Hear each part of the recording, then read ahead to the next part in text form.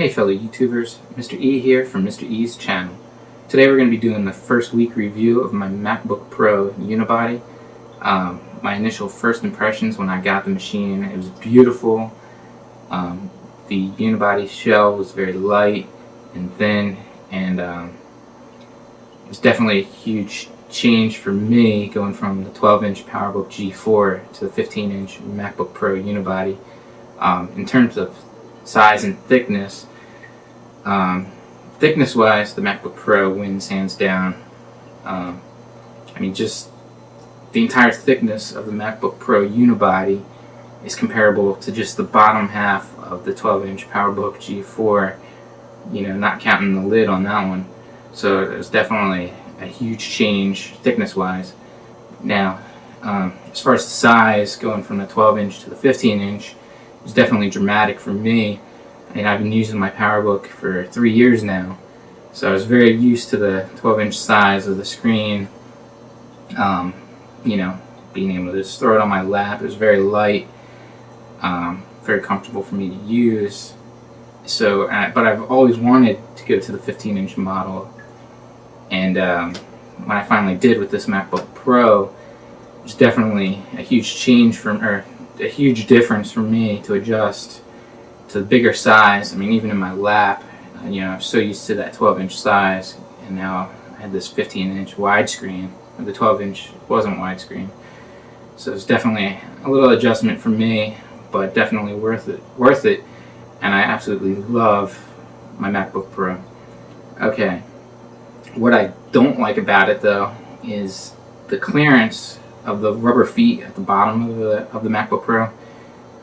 Not that the PowerBook G4 was any better, but you know, I kind of baby this machine right now, and when I go to set it down, I feel like I'm making contact with the unibody aluminum casing hitting the surface first before the rubber feet do, and you know, I almost have to balance it when I go to lay it down flat, which I don't really want to do. I want to be able to lay it down on an angle, you know, stuff like that. So that's about the only gripe I have currently with the current design of the MacBook Pro unibody. Okay, now I want to go over the manufacturing of this machine. I mean, definitely this thing's beautiful and gorgeous, and I definitely prefer the unibody compared to the old style of the PowerBooks and the old MacBooks Pro, the old MacBook Pros, I should say. Now, my only gripe that I had, which there's a good chance most of you aren't going to have this problem that I ran into, and it's the first time I've even ran into this problem, considering this is probably my 5th Mac and the first time I've ever run into this issue. But as you probably heard in my other video, I had purchased this from Amazon because I've saved about $145 doing it that way versus going to the Apple Store or even ordering from the Apple Store online, paying the taxes for my state, my zip code, you know, and doing it through Amazon. It's significant savings, even versus the educational discount that you would get through Apple, because you end up making up for that once you pay the taxes. So this was definitely the cheapest route for me to go, you know, like I said, to save $145. Now, the only bad thing that happened to me going this route, which, like I said, probably isn't going to happen to most of you, but when I got my machine, I was so excited. I didn't even realize it at first, but I just, you know, booted it up, did all my initial installs and everything, and then later on in the night, I realized there was a couple like dust specks on the screen, and I just thought, you know, it was natural for dust to land on the screen. And at the time, I didn't have my cleaning cloth out, so I was like, oh, I'll just take care of it later. So I ended up going to sleep that night. Woke up the next morning, first thing I see are these dust spots. So of course I immediately go get the cleaning cloth to go to wipe it down, only to realize the dust specks were actually behind the glass and not in front of it. So needless to say, I was really disappointed about that.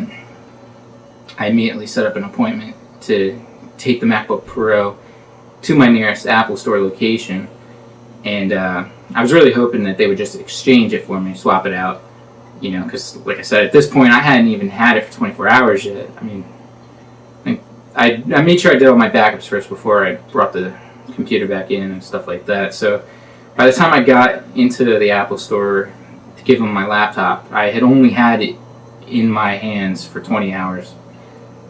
So, like I said, I go ahead and go to the Apple store. I talk to the genius there, and as soon as he saw all the problems, and in fact there was even a dead pixel on my screen, so he immediately said, okay, we'll go ahead and swap this out for you. Do you have your receipt?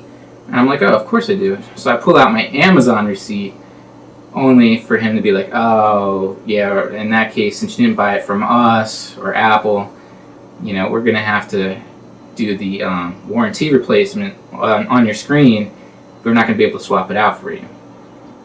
So this became a little bit of a hiccup for me, and I had to decide, okay, this brand new 20-hour-old MacBook Pro, do I decide to go ahead and give it to Apple to have them do the replacement on it, the screen replacement, or do I ship it back to Amazon, wait for Amazon to ship me out a new one, and then take my chances with the new one if there are any more quality issues.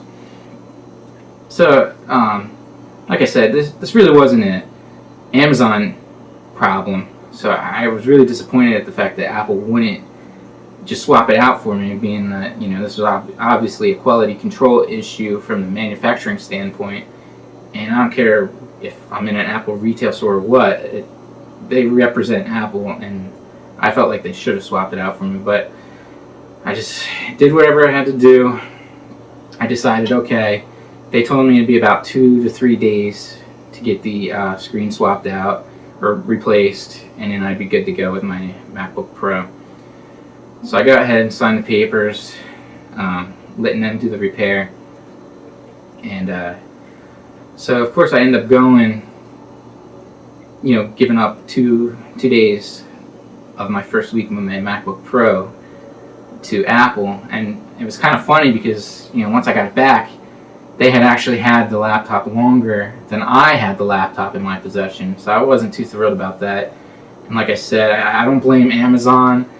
I blame Apple's quality control on this, and I really feel like they dropped the ball, you know. But like I said, everyone's mileage vary, and I highly doubt that they'll run into the same issue that I did.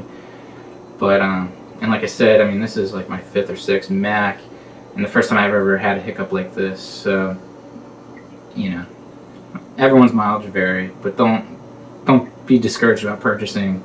Even don't be discouraged about purchasing through Amazon, because like I said, this is kind of like a 1 in a million type thing, I'd say, or 1 in 1,000, whatever.